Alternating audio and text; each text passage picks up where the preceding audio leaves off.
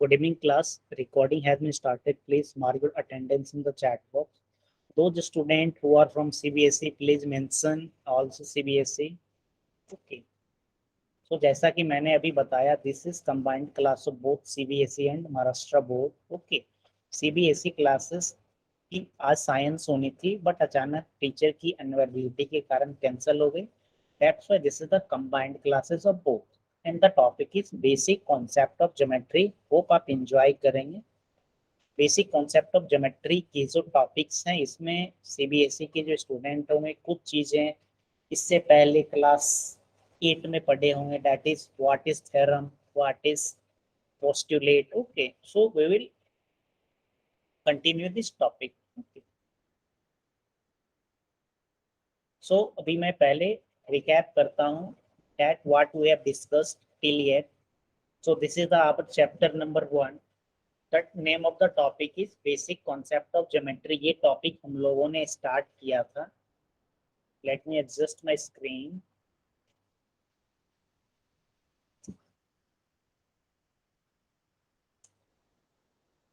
Yes, ये topic हम लोगों ने स्टार्ट किया था. सबसे पहले हम लोगों ने वो पॉइंट, लाइन और प्लेन के बारे में हमने काफी डिटेल्स में डिस्कस किया. इसके अलावा आपने जाना कि एंगल्स क्या होती है, ये सारी चीजें हमने डिस्कस किया. After that we discussed about coordinate of a point and distance. दो पॉइंट के बीच में कैसे डिस्टेंस आप फाइंड करते हैं, कोऑर्डिनेट कैसे हम रिप्रेजेंट करते हैं, एक्स एक्सिस किसे कहते हैं, वाई एक्सिस किसे कहते हैं, ओरिजिन किसे कहते हैं, ये सारी चीजें हमने इस पॉइंट में जाना. After that we discussed about betweenness. Okay, जैसे अगर मैं नंबर लाइन पे लिखूं 5, 6, 7, 8, 9. ओके, और अगर आपसे पूछूं कि what is the in between of 5 and 9, so you will say 6, 7 and 8. Okay, 6, 7 and 8, these are in between 5 and 9 on this number line.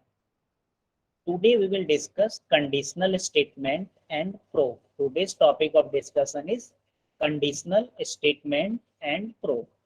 So इससे पहले देखते हैं कि आपने क्या हम एक्सरसाइज के क्वेश्चंस देखते हैं कि दैट आप ये हमने यहाँ पे बिटवीननेस के बारे में देखा. After that, we have discussed about this practice set 1.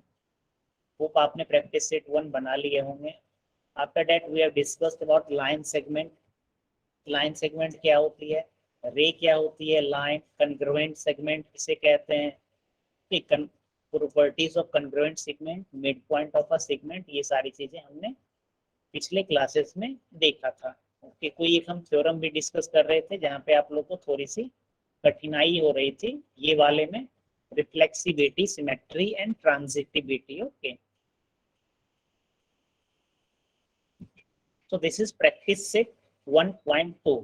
So practice set 1.2 आप लोगों में से कौन कौन लोग कंप्लीट कर चुके हैं? दोस्त who have completed practice set 1.2 please raise your hand. For MH board student, जिन लोगों ने प्रैक्टिस सेट 1.2 कंप्लीट कर लिए हैं, please please raise your hand.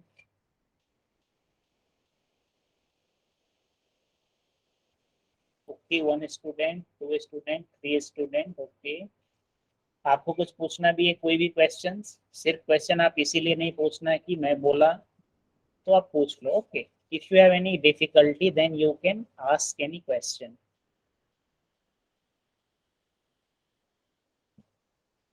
आप चैट बॉक्स में बताओ कि क्वेश्चन आपको पूछना है या नहीं पूछना है. आपका माइक और कैमरा को ऑफ किया गया है, जरूरत पड़ेगी तो मैं ऑन कर दूंगा. 4. Okay,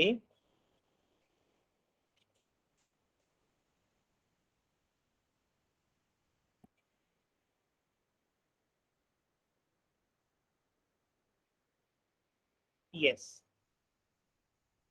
So the question number 4 is, if AB is equal to 5 centimeter, देखते हैं इस क्वेश्चन में क्या है. Yes, so we have to discuss question number 4. The question is that if AB is equal to 5 centimeter, शायद मैं पिछले class में बोला भी था कि प्रैक्टिस सेट 1.2 का कोई क्वेश्चन डिस्कस करूंगा. So let us discuss this question. AB is equal to 5, BP is equal to 2, AP is equal to 3.4 centimetre. Okay, तो कितने पॉइंट्स हैं A B. Okay, so let us draw a line segment A B. Okay, पहला क्या है A B. A B की length क्या है? The length of A B is 5 centimetre. Right, यहाँ तक सभी लोगों को समझ में आ गया होगा. मैं आपको व्हाइट बोर्ड पे बताता हूँ ताकि आप अच्छे तरीके से समझ पाए. It is given that AB is equal to 5 centimeter. AB is equal to 5 centimeter. BP is 2 centimeter. And AP is 3.4 centimeter. Okay. 3.4. Yes. Right. So ये आपकी क्वेश्चन में दिया गया है. And कितने यहाँ पे line segment हुए हैं? There are 3 line segment in this question. The first line segment is AB is equal to 5 centimeter, BP is equal to 2 centimeter, and AP is equal to 3.4 centimeter. These are 3 line segment given in this question. So let us first draw. Let us first draw AB is equal to 5 centimeter. After that we will draw BP and AP. सबसे पहले हम कोई एक AP को draw करके देखते हैं क्या होने वाला है. तो मैं एक लाइन सेगमेंट AP ड्रॉ किया. मैंने एक लाइन सेगमेंट ड्रॉ किया जिसका नाम मैं दे रहा हूं this point is A and this point is B. और AB की लेंथ क्या है? The length of AB is 5 centimeter. Those students who have joined late, please mark your attendance. Okay. So now we have to make BP. Okay, we have to make BP. Okay. So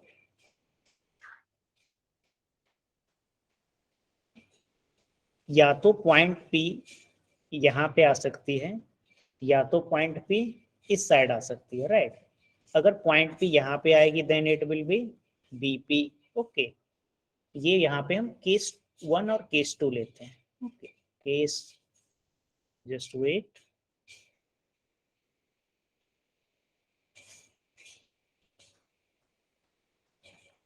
case 1. Okay, case 1 में हम ऐसा करते हैं कि point P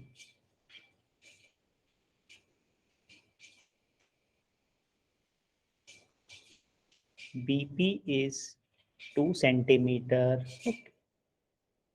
Just wait. AB, BP and AP.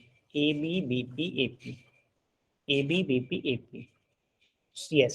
AB हमने draw कर लिया. Okay, तो अब हम P पॉइंट को कहीं पे ड्रॉ करने की कोशिश करते हैं. Okay, so let us suppose I took point P over here. Point P मैंने यहाँ पे लिया, BP को मैंने ज्वाइन किया. ओके, और BP की लेंथ क्या हो गई?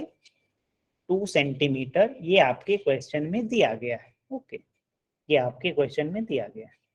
तो अब यहाँ पे but it is also given that the length of AP is 3.4. But अगर हम पॉइंट P को वहां पे अगर हम मानते हैं तो AP की लेंथ क्या हो जाएगी? 5 centimetre plus 2 centimetre is equal to 7 centimetre. Okay, so अगर हम पॉइंट P को पॉइंट B के राइट साइड में स्ट्रेट लाइन में अगर हम रखते हैं तो ये कंडीशन यहाँ पे सेटिस्फाई नहीं कर रही है. This condition does not satisfy. Now discuss about case 2. एक हम केस 2 यहाँ पे बनाते हैं. केस 2 में हम क्या करेंगे? पॉइंट P को पॉइंट B के लेफ्ट साइड में स्ट्रेट लाइन पर रखेंगे. ओके, सो मैं यहाँ पे सबसे पहले AB बनाया. This is A, this is P. पहले वाले केस में हमने क्या किया? पॉइंट P को पॉइंट B से राइट साइड में रखा. अभी हम इसे हम लेफ्ट साइड में रखेंगे. Okay, and it is given in the question that the length of AB is 5 centimeter.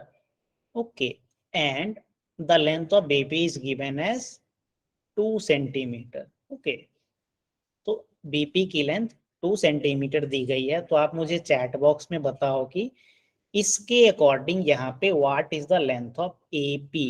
AP की लेंथ यहाँ पे क्या होनी चाहिए? ए और बी की लेंथ 5 सेंटीमीटर दी गई है and the length of BP is 2. So it is obvious that the length of AP is 3, 5 minus 2 is equal to 3. Okay, तो AP की लेंथ क्या आ गई? 3 centimeter. Okay, but in the question the length of AP is given 3.4. So case 2 is also not correct. Okay, so let us discuss about case 3. Okay, यहाँ पे अभी हम case में आपको केस लेके इसीलिए बता रहा हूं ताकि आप अच्छे तरीके से समझ पाए। Okay, so let us discuss about case 3। तो केस 3 के लिए सबसे पहले ए बी हम ड्रॉ करते हैं, that is the length of A B is 5 centimetre, right. This is A B and the length of A B is 5 centimetre. Okay, तो अभी तक हमने क्या डिस्कस किया? सबसे पहला केस यह लिया कि the point P lies on the right side of B, and in the case 2 we suppose that the point P lies on the left side of point B. So ये दोनों case यहाँ पे valid नहीं हुई, तो अब हम क्या करेंगे? हम पॉइंट P को कहीं मीन्स ये स्ट्रेट लाइन से कहीं हम बाहर लोकेट करने की कोशिश करते हैं, right. So let us suppose this point P lies over here. Okay, so when you join AP तो ये क्या हो जाएगी? 3.4 centimetre, and when you join BP it will become 2 centimetre. So यहाँ पे ये कंडीशन सेटिस्फाई कर रही है। Okay, so this is means line AB, line BP and line AP are not collinear. Collinear का मतलब मैंने आपको पिछले क्लास में बताया था दैट इफ 3 लाइन्स फॉर्म तीन पॉइंट को जब आप मिलाओगे तो एक स्ट्रेट लाइन फॉर्म करेगी, then it is called as collinear point. Okay, so यहाँ पे ये क्या क्या फॉर्म करेगी? It forms a triangle. तो मैं आपका चैट बॉक्स देखता हूँ। It is compulsory that P should lie on the line using the compass. It can be form. Aryan, आप क्या पूछना चाह रहे हो? मैं नहीं समझ पाया। I am going to turn on your mic, you can speak with the help of mic. Yes, first of all, good evening, sir. Yes, good evening. Sir, my earlier question was that the examples of P which you have given, sir, either it should be either it should be parallel with the line AB, with the line segment AB or not, sir. But as per the answer given by you, it can be anywhere also, but it should be the case. And sir, the second thing I was saying that it can be marked with the circle also, using compass, taking the radius. Means आपने क्या क्या possibility बताए, मैं नहीं समझ पाया, फिर से बताइए। Yes sir. सर पहले मैं आपसे ये कह रहा था कि जो पी पॉइंट है वो हाँ ए और बी पे ही लाइन करना चाहिए, उसके साथ ही लाइन करना चाहिए, या ऊपर नीचे कहीं पे भी लग सकता है? हाँ, तो मैं आपका पहले सवाल का जवाब देता हूँ। I have taken 3 cases. मैं यहाँ पे 3 अलग अलग केसेस लिया। पहले 2 केसेस में हमने ये सपोज किया that point P lies on the line AB, means ABP point collinear है, right? But in third case we have discussed that point P यहाँ पे AB की कॉलिनियरिटी में लाई नहीं करती है, मीन्स AB जो लाइन सेगमेंट है उस पे पॉइंट P कॉलिनियर नहीं है। ओके, कॉलिनियर नहीं रहने का मतलब लाइन से कहीं भी बाहर में वो लाई कर सकती है, राइट। तो इसका मतलब जैसे मैं यहाँ पे अपने फ्री हैंड से यहाँ पे बनाया that point P lies over here. Okay, आप यहाँ भी डाल सकते हो या आप कंस्ट्रक्शन करने पे जहाँ आए वो वहां जाएगा, right. This is free hand diagram. जहां तक सर्कल की बात है, सर्कल के लिए क्या होनी चाहिए? Radius should be equal. Okay, तो मुझे नहीं लगता है कि यहाँ कुछ सर्कल का कॉन्सेप्ट बन रहा है। सो अब आपको कुछ बोलना है तो आप बोल सकते हो आर्यन। यस सर, सर आपकी बात सही है। सर मैं कह रहा था जो यहाँ पे आपने जो सर एस्टिमेट करके लगाया है सर, इसको अगर हम चाहे तो सर सर्कल से प्रॉपरली ड्रॉ कर सकते हैं ना? Yes yes, you can draw with the help of circle. आपने कंस्ट्रक्शन पढ़ा होगा, कंस्ट्रक्शन के टॉपिक्स में इसे आप आसानी से ड्रॉ कर सकते हो, राइट। दिस इज मीन्स ये अभी हमारे अभी का टॉपिक का ये क्वेश्चन नहीं है, ओके। आप कॉम्पास की मदद से इसे डेफिनेटली ड्रॉ कर सकते हो, right. Okay, thank you sir. Okay okay.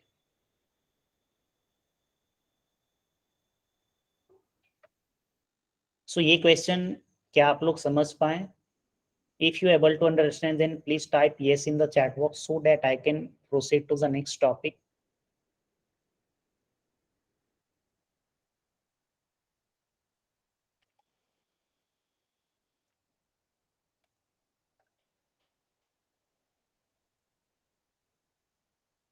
Okay.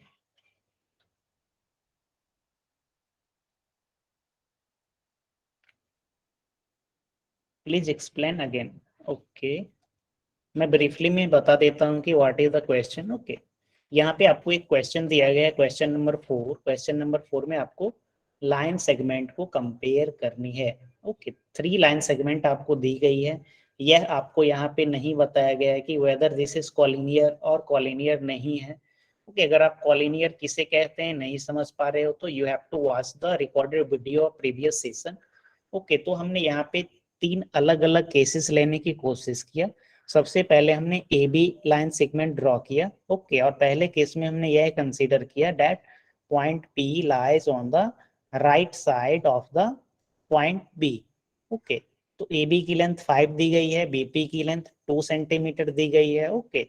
तो इसके अकॉर्डिंग अगर हम ए से बी पे जाओगे तो आप 5 होगा, and when you go P from B, then it is 2. So 5 plus 2 is 7, and the length of AP will become 5 plus 2 is equal to 7. But in question it is given that the length of AP is equal to 3.4 centimeters. So this violates, okay. Second case में हमने क्या किया, point P को हमने left side में लिया। तो AB की लेंथ क्वेश्चन में दी गई है 5, BP की लेंथ क्वेश्चन में 2 दी गई है, okay. And when you subtract AP minus BP, that is 5 minus 2, then you will get the value of AP which is equal to 3. But in question it is given that the length of AP is equal to 3.4 centimeter. That's why this is also not correct. So यहाँ पे हमने देखा कि straight line नहीं बन रही है, okay. तो ये क्या बनेगी, कोई ट्रायंगल जैसा यहाँ पे फॉर्मेशन होगा। तो ये पॉइंट पी को कहीं ऊपर या नीचे आप यहाँ भी डाल सकते हो, यहाँ भी डाल सकते हो, okay. This is a free hand drawing, okay, not actual scale. So point P को यहाँ पे डाला, एपी को आप मिलाओगे 3.4, बीपी को मिलाओगे 2 centimetre. So this is all about this question number 4। Now I am going to proceed to the next topic. Hope आप समझ पा रहे होंगे। This is question number 5, question number 6, okay. So now let us discuss about conditional statement and converse. Conditional statement क्या होती है और उसका converse क्या होता है, right?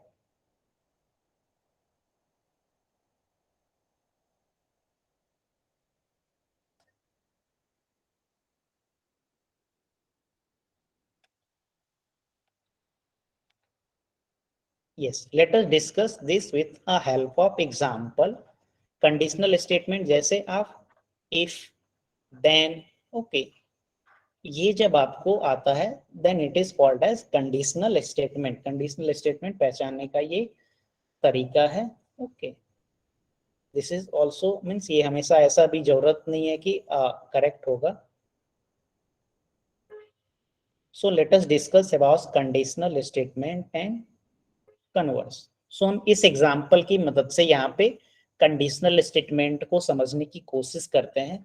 आप सभी लोग प्राइम नंबर के बारे में जानते होंगे। प्राइम नंबर हम उस नेचुरल नंबर को बोलते हैं जिस जो खुद से 1 एंड इटसेल्फ से डिविजिबल हो, okay. Prime number is that natural number which is divisible by 1 and itself. इसका एग्जाम्पल क्या होगा, 2, 3, 5, 7, 11, 13, 17, 19 and so on, right? So prime number हम इसे कहते हैं. So the first prime number is 2 which is even. Okay, so 2 is only even prime number.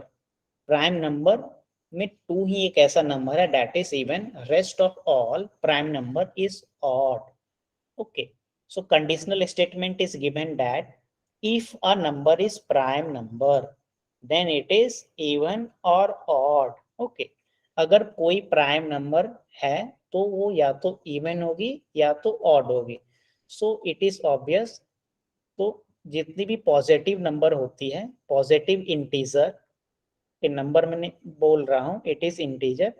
Positive integer को आप क्या डिवाइड कर सकते हो, आइदर ये क्या होगी, इवन होगी या ऑड होगी. ओके, सो ये हमारा पहला स्टेटमेंट क्या है, करेक्ट है. दैट कोई भी इवन या ऑड नंबर क्या हो सकती है, means if a number is prime, अगर कोई नंबर प्राइम होगी तो यह हुआ either it is even or it is odd. तो हम कुछ एग्जांपल लेते हैं. For example let us take 23. So 23 क्या है, 23 इज अ प्राइम नंबर. 23 एक प्राइम नंबर है. ये प्राइम नंबर क्यों, because it is divisible by 1 and itself. Means 1 और 23 के अलावा या कोई भी दूसरे नंबर से यह डिविजिबल नहीं है. That's why 23 is prime number. 24 prime number नहीं है, बिकॉज अगर आप इसका फैक्टर निकालोगे तो 1, 2, 3, 4, 6, 8, 12, 24. ओके, इसकी इतनी सारी फैक्टर्स हो गई. बट जब आप 23 की फैक्टर निकालोगे तो आपको दो ही फैक्टर्स मिलेंगे, 1 and 23. So 23 is a prime number. Okay, ये सारी चीज आप इससे पहले क्लासेस में पढ़ चुके हैं. सो यहाँ पे 23 क्या है, ऑड है. Similarly if you take 11, okay, तो 11 प्राइम नंबर है और 11 ओड है. If we take example of 2, so 2 is prime and it is even. So ये पहला कंडीशनल स्टेटमेंट ऐसा दिया गया है, if a number is prime then it is even और ऑड. इसका अगर हम कन्वर्स करते हैं, उल्टा करते हैं, that if a number is even और odd then it is prime number. Okay, ये पहला जो स्टेटमेंट था, ओके, ये वाले इस स्टेटमेंट को हमने क्या किया, कन्वर्स कर दिया, उल्टा करके लिख दिया. ओके, मीन्स इवन और ओड को हमने पहले इफ में डाल दिया और प्राइम नंबर को देन में डाल दिया. तो यहाँ पे अब क्या होगा, सो यहाँ पे यह बताया जा रहा है that if any number is even और odd then it is prime number. तो क्या यह स्टेटमेंट सही है या गलत है, मीन्स यहाँ पे यह बोला जा रहा है कि अगर कोई नंबर इवन या ऑड हो तो वो क्या होगी, प्राइम नंबर होगी. ओके, तो हम एग्जांपल लेते हैं. Let us take some example. Okay, let us take the example of 24. अभी हमने 24 यहाँ पे लिखा था. ओके,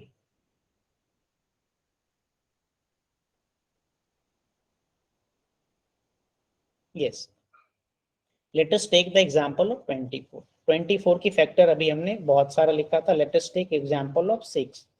6 की फैक्टर क्या होगी, 1, 2, 3, 6. ओके, तो 6 क्या है, यहाँ पे प्राइम नंबर नहीं है. 6 is not a prime, but 6 is a even number. 6 क्या है, even number. Okay, but converse इसका क्या हो रहा है, if a number is even, एक नंबर अगर कोई इवन है तो यहाँ पे 6 क्या हो रही है, इवन हो रही है, then it is a prime number. Okay, so 6 यहाँ पे इवन तो हो रही है बट प्राइम नंबर नहीं हो रही है. That's why this converse is not true. So कोई भी कंडीशनल स्टेटमेंट की कन्वर्स सही हो भी सकती है और सही नहीं भी हो सकती है. ओके, जैसे फॉर एग्जांपल अगर आप ज्योमेट्री से पहले क्लास 8 में इंटरेस्ट रखते होगे तो ज्योमेट्री में क्या आती है, स्क्वायर आती है. Okay, let us suppose this is a square. Okay, तो मैं यहाँ पे दो स्टेटमेंट लिख रहा हूं. All square are rectangle. Okay, and second statement is all rectangle are square, right? So you have to tell in the chat box इसमें से ट्रू कौन सा है. ओके, अगर फॉर एग्जांपल दोनों ट्रू है तो you have to type TT in the chat box. If both statement is false then you have to type F F in the chat box. अगर पहला ट्रू है दूसरा फॉल्स है तो आपको टीएफ टाइप करना है. Okay, so question is given that all square are rectangle. जितनी भी स्क्वायर होती है, स्क्वायर हम किसे कहते हैं, जिसकी ऑल फोर साइड्स इक्वल होती है. ओके, रेक्टेंगल किसे कहते हैं, जिसकी अपोजिट साइड्स इक्वल होती है और वर्टेक्स की एंगल क्या होती है, 90 डिग्री, जो कि स्क्वायर में भी होती है. तो मैं आपका चैट बॉक्स देख रहा हूं. Answer is 1 true 2 false. TF statement 1 is true 1 is true. Okay, Parth true and false. Very good.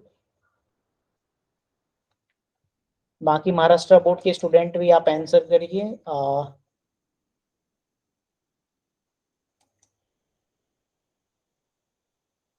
Yes, हाँ. तो जैसा कि आप जानते होंगे कि स्क्वायर की क्या होती है, वर्टेक्स एंगल 90 डिग्री होती है और all four sides are equal. Rectangle में क्या होती है, रेक्टेंगल में भी वर्टेक्स एंगल 90 डिग्री होती है. लेंथ को एल बोलते हैं, विड्थ को, length and breadth are not equal. Okay, so जितनी भी रेक्टेंगल है, ओके सॉरी, जितने भी स्क्वायर है आप उसे रेक्टेंगल कह सकते हो, because all square satisfies the condition of rectangle but all the rectangle does not satisfy the condition of square. Okay, तो कुछ हम ऐसा चीज अभी हम समझने की कोशिश कर रहे हैं, राइट. सो यहाँ पे आपके बुक में ऊपर में कुछ एग्जांपल भी, जैसे यहाँ पे ये कन्वर्स दिया गया है, सॉरी हाँ, कंडीशनल स्टेटमेंट यहाँ पे ये एक लिखा गया है. If a quadrilateral is rhombus then its diagonal are perpendicular bisector of each other. Okay, अगर कोई क्वाड्रिलेटरल क्या है, रोम्बस है. ओके, रोम्बस के बारे में हम जानते हैं कि इसकी क्या होती है, डायगोनल 90 डिग्री पे मिलती है और चारों साइड्स इक्वल होती है, जबकि इसकी वर्टेक्स एंगल क्या होती है, वर्टेक्स एंगल 90 डिग्री नहीं होती है, राइट. सो कोई भी क्वाड्रिलेटरल अगर रोम्बस है, एक quadrilateral is a rhombus then is diagonal और perpendicular bisector of each other. So let us suppose square की भी डायगोनल क्या होती है, परपेंडिकुलर होती है. ओके, और इसकी भी चारों साइड्स स्क्वायर की भी इक्वल होती है. So this statement is true for both square and rhombus. Let us see the converse. So if the diagonal of a quadrilateral are perpendicular bisector of each other then it is rhombus. okay, so यहाँ पे कोई भी quadrilateral की diagonal perpendicular होगी तो उसे हम क्या बोल सकते हैं, रोम्बस बोल सकते हैं. फॉर एग्जांपल स्क्वायर की भी डायगोनल क्या होती है, परपेंडिकुलर होती है, तो square is also said as rhombus. So यहाँ पे क्या है, conditional statement and here both conditional statement and converse statement is true, but in this case conditional statement is true but the converse is false. Okay, तो ये conditional statement basically यहाँ पे जब आप इफ और देन आए तो उसे हम क्या बोलते हैं, conditional statement. So now let us discuss about proof. यहाँ पे आप बोर भी हो सकते हैं because this topic is little bit theoretical. ये थ्योरेटिकल टॉपिक्स यहाँ पे हम लोग पढ़ रहे हैं. तो यहाँ पे हम कुछ टर्म के बारे में जानते हैं. The first one is postulate. जो यहाँ पे सीबीएसई के स्टूडेंट होंगे वो इससे पहले क्लास 8 में ये सारी चीजें पढ़े होंगे. पोस्टुलेट हम किसे कहते हैं, फॉर एग्जाम्पल एक अगर हम पॉइंट आपको मैं दूं और आपसे पूछूं कि यहाँ से कितनी लाइन पास होगी, आप बोलोगे इनफाइनाइट लाइन पास होगा. ओके, ऐसे करके आप ड्रॉ करते जाओगे and you can draw infinite line from a point. Okay, तो ये आप तो आसानी से चैट बॉक्स में बता दोगे that infinite line can be drawn from a point. अगर मैं आपसे बोलूं कि इसका आपको प्रूफ बताना है, जैसे आप बताते हो कि all the sum of the all angles of a triangle is 180 degree, तो आप आसानी से इसका प्रूफ करके बता देते हो। बट इस केस में आपसे प्रूफ पूछा जाए तो शायद आप प्रूफ नहीं बता सकते। ओके, तो इसे हम क्या बोलते हैं? इसे हम बोलते हैं पोस्ट्यूलेट। इसे हम क्या बोलते हैं? Postulate means assume to true, assume to true without any proof। Means ऐसा मान सकते हो कि कॉमन सेंस के जैसा, राइट, विदाउट एनी प्रूफ, बिना कोई प्रूफ का ही आपको क्या लगता है? ये ट्रू लगता है। इसे हम क्या बोलते हैं? This is called as postulate. So there are various postulate. उस पोस्ट्यूलेट के बारे में अभी हम देखते हैं। ओके, ये आप नोट डाउन कर सकते हो अपने नोटबुक में। Let me see your chat box, तब तक आप नोट डाउन करिए।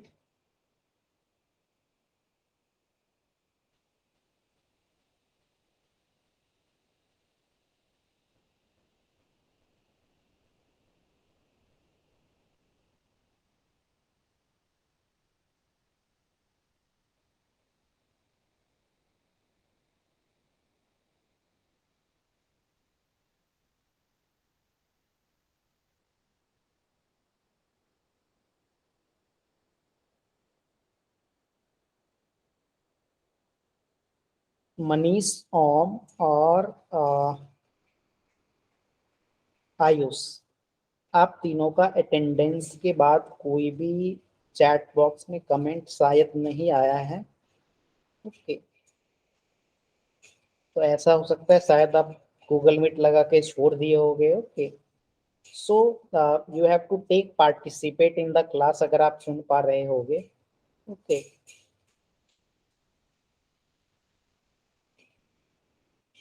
yes, let us discuss the next thing, right?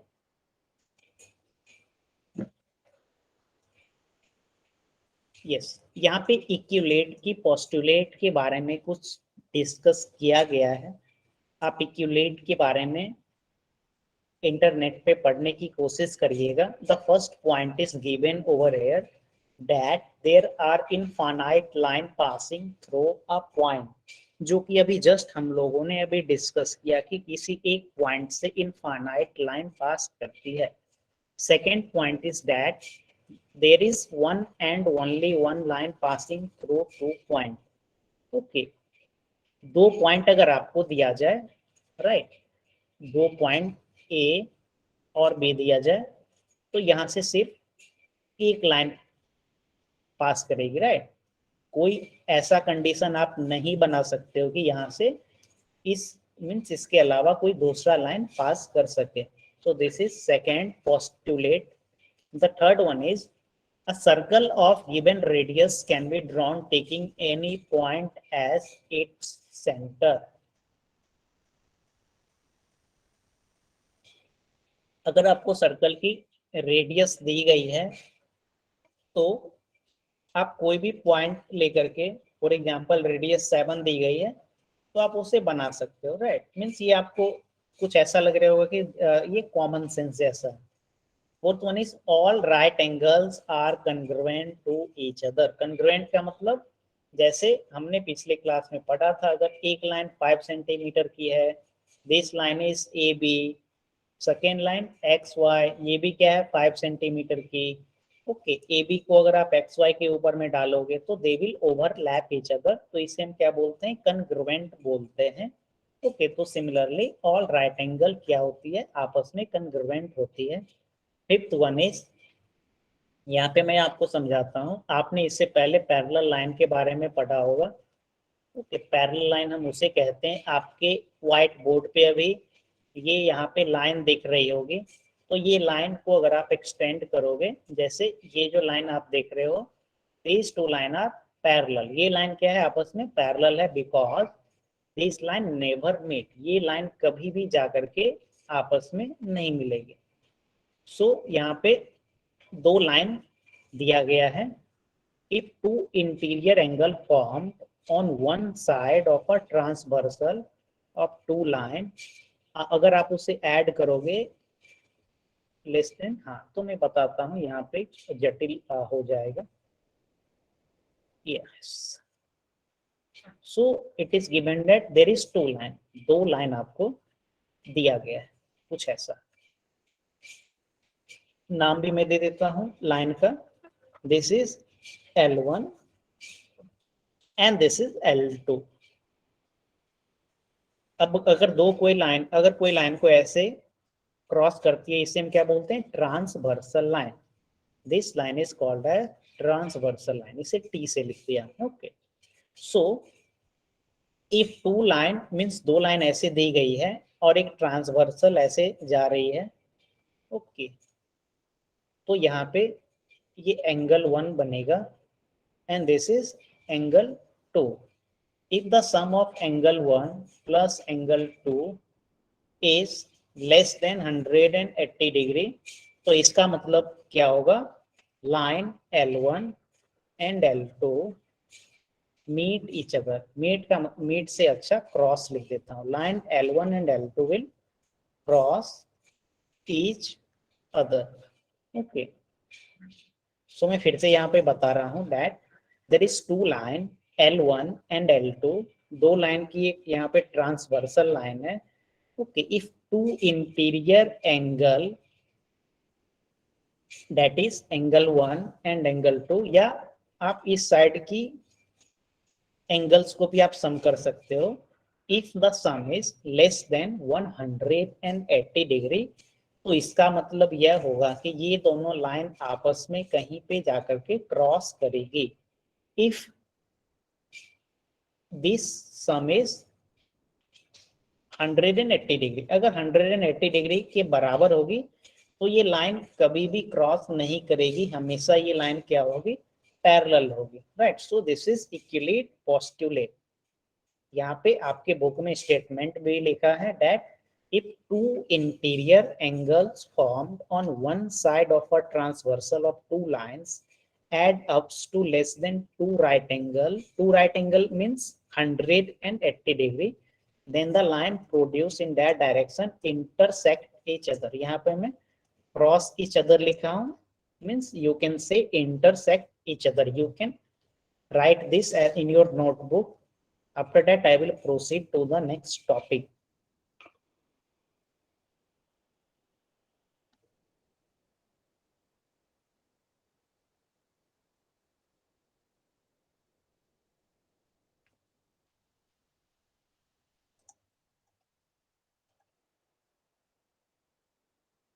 Yes, Aryan, you can speak।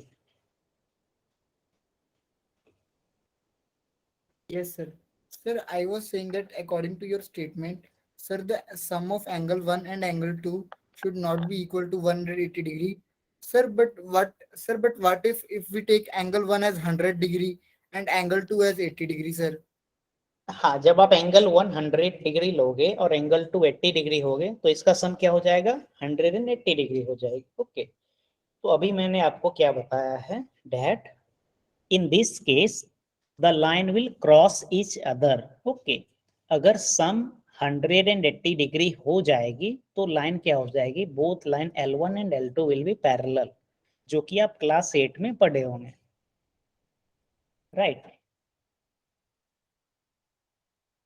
Sir अगर हम इसको सर 100 डिग्री और 80 डिग्री लेके चलते हैं तो सर ये आगे कोलाइड होगी, मीट होगी आपस में सर।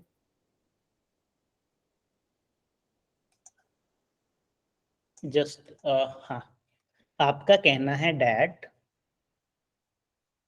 इसे आप बोल रहे हो 100 degree and this is 80 degree. Okay, ये 100 डिग्री और ये 80 डिग्री। ओके, सो अगर ये इंटीरियर एंगल का sum that is angle 1 plus angle 2 is equal to 180 degree हो जाए, then line L1 is parallel to the line L2। Line L1 and L2 parallel होगा। जैसे अभी आपको ऐसा लग रहा होगा दैट जैसे कि ये मैं ऐसा ट्रांसवर्सर बनाया। ओके, तो कंस्ट्रक्शन जब आप करोगे ट्रांसवर्सर लाइन ऐसा भी हो सकता है, ऐसा भी हो सकता है। Right, so if the sum is 180 degree then the line is parallel, if the sum is not 180 degree then the line is not parallel, they will cross each other। Okay, sir, got it. Okay, किस परम, yes you can ask. Sir अगर हमने L1 और L2 के बाजू में जो angles है सर वो लिए तो उनकी सम तो 180 से ज्यादा है, लेकिन हम लोग को यहाँ पे पता चल रहा है कि इन दोनों ये दोनों लाइंस कोलाइड हो रही है, तो फिर हम लोग अगर 180 से ज्यादा है तो कैसे बता सकते हैं सर? हाँ, एक्चुअली अभी हम इक्विलेट की पोस्टुलेट डिस्कस कर रहे हैं। Okay, adds up to less than 2 right angle। Okay, तो it is obvious that if one means, अगर जैसे फॉर एग्जांपल ये मैं 100 लेता हूँ, ये 50 लेता हूँ, सो ये क्या हो गया 150 डिग्री। ओके, तो since this is a straight line, this is a straight line, तो ये क्या होगा ऑब्वियसली मान लेते हैं 160 डिग्री। ओके, तो ये क्या हो जाएगा 200, so it is greater than 180 degree। okay, so अगर if the interior of means ये दोनों मिलके 180 से कम है, then it is obvious that it will be greater than 180 degree। but right now we are discussing equivalent postulate जहाँ पे less than का जिक्र किया गया है। okay, and this is also correct in case of greater than, right? Okay sir, thank you. yes।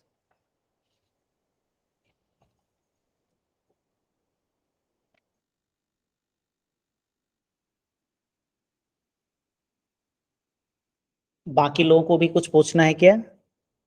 Manish, Om and Ayush from Marathi medium। okay, Ayush।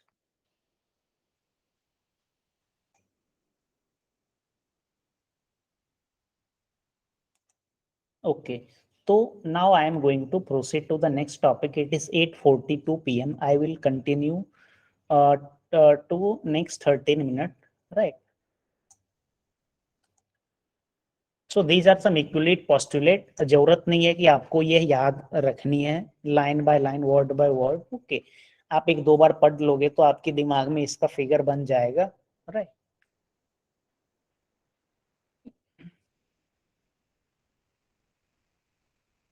यहाँ पे हम थोड़ा सा theorem, proof, direct and indirect, ये सारी चीज थोड़ा सा देख लेते हैं। ओके, सो अभी हमने देखा पोस्टुलेट के बारे में, राइट? अभी तक हमने क्या देखा? पोस्टुलेट के बारे में। पोस्टुलेट उसे हम कहते हैं जो ट्रू है बट आपको कोई प्रूफ देने की आवश्यकता नहीं होती है, राइट? तो now let us discuss about theorem. आपने इससे पहले क्लास 8 में पढ़े होंगे that sum of the interior angle of a triangle is 180 degree. Okay, तो उसका आपने प्रूफ याद भी किया होगा। ओके, फिर उसके बाद the sum of two interior angle of a triangle is equal to the opposite exterior angle, कुछ ऐसा आपने थ्योरम याद किया होगा, प्रूफ किया होगा। ओके, सो थ्योरम को हमें प्रूफ करनी होती है, राइट? और प्रूफ करने के लिए we need some logical argument, we need some logical argument। okay, so we need some logical argument to prove the theorem। अब इसके बाद थ्योरम को दो तरीके से प्रूव किया जा सकता है। मैं अभी सारा बताता हूं एग्जाम्पल की भी मदद से। The first one is direct method, the second is indirect method. तो डायरेक्ट मेथड में हम सीधे तौर पे जो इससे पहले आप थ्योरम पढ़े होंगे उसकी मदद से हम प्रूफ करते हैं। इनडायरेक्ट मेथड में हमें क्या करनी होती है, हमें जैसे कंसीडर करना पड़ता है फॉल्स स्टेटमेंट। ओके, जैसे आपका जो थ्योरम दिया गया है आप बोलोगे कि ये थ्योरम गलत है। ओके, फिर उसे हम एज्यूम करके चलते हैं और आखिरी में मीन्स कुछ ऐसा दो स्टेटमेंट आ जाती है जो आपस में कॉन्ट्राडिक्ट करती है, तो हमारा वो स्टेटमेंट ट्रू हो जाता है। मैंने अभी जो बोला शायद आप नहीं समझ पा रहे होंगे। सो ये आप टेबल अपने नोटबुक पे बना सकते हो मैं आपको फिर से डिक्टेट करता हूँ। थ्योरम लॉजिकल आर्ग्यूमेंट से प्रूव की जाती है। प्रूव करने का दो तरीका होता है, direct method and indirect method. Indirect method में हमें फॉल्स स्टेटमेंट को कंसीडर करनी होती है to prove the theorem, right. So let us discuss a theorem. The theorem is, आपने इससे पहले पढ़ा होगा कि वर्टिकली अपोजिट एंगल क्या होती है, इक्वल होती है, right.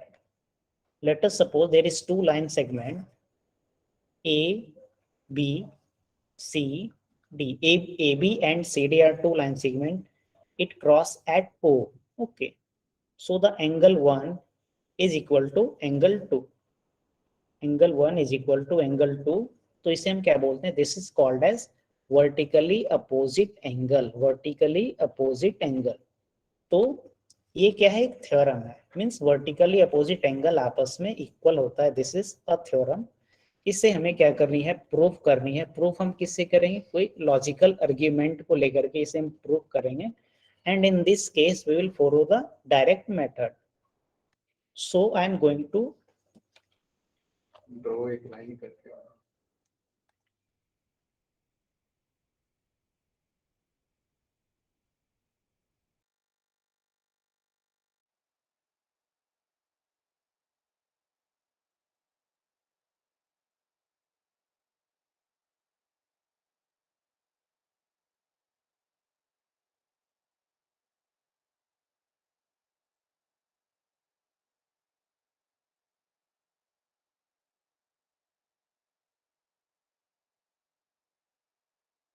sorry yes, now let us prove this theorem, right? हाँ, यहाँ पे मैं लिख रहा हूँ the opposite angle form by two intersecting lines are equal measure. इससे पहले आप क्लास 8 में जरूर इसे आप प्रूव किए होंगे। इसकी बहुत सारी मेथड है। मीन्स दो मेथड तो क्लास 8 में जरूर पढ़ाई जाती है। अभी मैं आपको इसे हम प्रूव करने की कोशिश हम लोग कर रहे हैं। तो let us suppose A B is a line segment, CD is a line segment, AB and CD cross each other at O. Let us suppose this angle is 1, this angle is 2, this angle is 3, this angle is 4. ये मैंने नाम दिया। Angle 1 यहाँ पे क्या है? Angle AOC को मैंने एंगल 1 बोला। Angle AOD is angle 2. Angle BOB is equal to angle 3. angle BOC is equal to angle 4. यहाँ पे जितने स्टूडेंट हैं आप में से ये एंगल लिखने सभी को आती है ऐसा? ये मैं एंगल लिखा हूँ that AOC is equal to angle 1, क्योंकि मैं देखा हूँ कि कुछ स्टूडेंट ऐसे भी हैं जिन्हें एंगल लिखने में कठिनाई होती है। अगर किसी को ऐसा प्रॉब्लम है then you can raise your hand, I will explain. Okay, तो ये मैं मान के चलता हूँ that you know that how to write this angle. So let us prove. So यहाँ पे हमें इसे प्रूव करेंगे। ओके, सो आपके बुक में भी दिया गया है। ओके, सो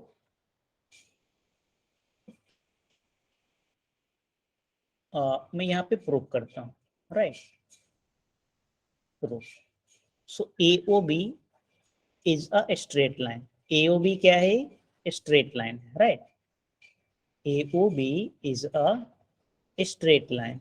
ओके, और स्ट्रेट लाइन में क्या होता है? जैसे कोई स्ट्रेट लाइन है और ये एंगल A है and this is angle B, then the sum of both the angle is 180 degree, and this is also called as linear pair, which is in the syllabus of class 7, right? So AOB is a straight line, so angle 1 plus angle 4 is equal to 180 degree. यहाँ तक सभी को समझ में आ गया होगा, right? तो इसे मैं इक्वेशन 1 मानता हूं। Again yes,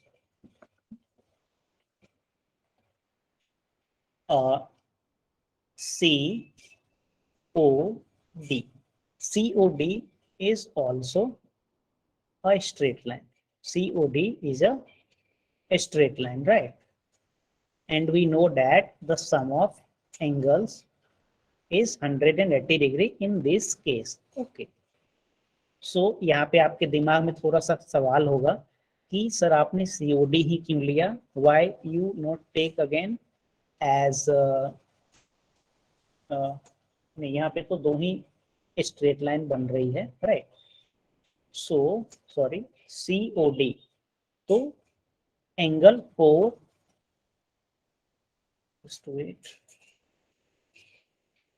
yes, angle 4 plus angle 3, angle 4 plus angle 3 is 180 degree. Okay, angle 4 plus angle 3 is equal to 180 degree. This is equation number 2. Okay, आप equation 1 and equation 2 में कुछ देख रहे होगे that 4 and ये क्या है कॉमन, यहाँ पे आप कुछ चीजें देख रहे हो. Okay, so we observe that in equation 1 and equation 2 RHS क्या है यहाँ पे, RHS equal है. Okay, and if RHS is equal then LHS will also equal. Okay, RHS यहाँ पे बराबर है तो LHS भी क्या होगी, इक्वल होगी. तो angle 1 plus angle 4 is equal to angle 4 plus angle 3. Angle 4 and angle 4 is cancel. तो angle 1 is equal to angle 3, right? Means that angle 1 का नाम क्या है, angle AOC is equal to angle BOD, right? तो यहाँ पे हमारा proved हो गया, right? So similarly you can say, okay, आप इसी तरीके से जैसे अभी हमने angle 1 is equal to 3 prove किया, in a similar manner you can prove angle 2 is equal to 4. Okay, so the opposite angle formed by two intersecting lines are of equal measures. So this is, यहाँ पे मैंने एक theorem लिखा and I proved this theorem with the help of some logical argument. Like the logical argument is that angle 1 plus angle 4 forms a linear pair. Similarly, angle 4 and angle 3 forms a linear pair. After comparing equation 1 and 2, we get the angle 1 is equal to angle 3. Okay, तो अभी मैंने यहाँ पे बताया that theorem, we prove theorem with the help of some logical argument. ये जो अभी हमने प्रूव किया, this is direct method. Now I will give you a example of indirect method, right? So chat box में आप मुझे बताएं कि ये क्वेश्चन आप लोग समझ पाए क्या. If you able to understand then please type 1 in the chat box. अगर आप समझ पाए तो चैट बॉक्स में 1 टाइप करें, अगर आप नहीं समझ पाए तो चैट बॉक्स में 0 टाइप करें. Okay, so it is 8:53 PM right now. So today we will not discuss the next theorem. When we meet in the next class, we will discuss this statement that a prime number greater than 2 is odd. Okay, इसे हम indirect method से proof करेंगे. हम यह मानेंगे that means यहाँ पे ये p को odd number प्रूव करना है तो यहाँ पे हम ऐसा मान लेंगे कि that p is not an odd number. Okay, so this is your practice set 1.3. You have to solve question number 1 and question number 2. Question number 1 और 2 आपको घर पे ट्राई करनी है.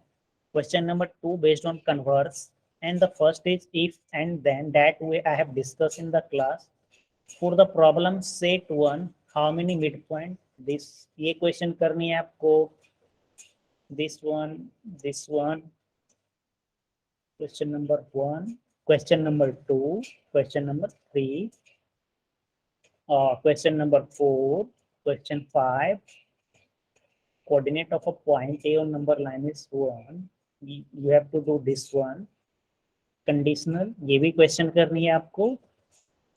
You have to do this question. Question number 9 भी आप try करना. Okay, and you have to also try question number 10. सो अगले क्लास में जब हम मिलेंगे तो डिस्कस करने की सिर्फ एक ही चीज यहाँ पे रह गई है, दैट इनडायरेक्ट मेथड से हम चीजों को कैसे प्रूव करते हैं. ओके, इसके अलावा आपको प्रैक्टिस सेट 1.3 और problem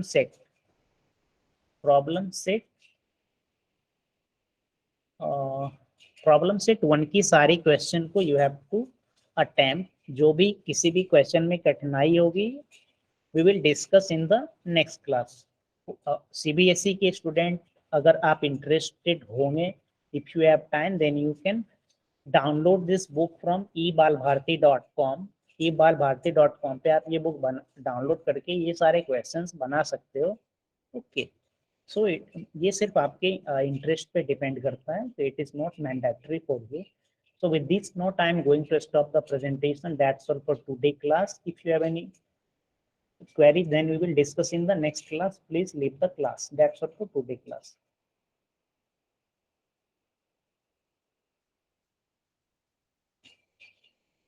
Yes, bye, good night. Please leave the class.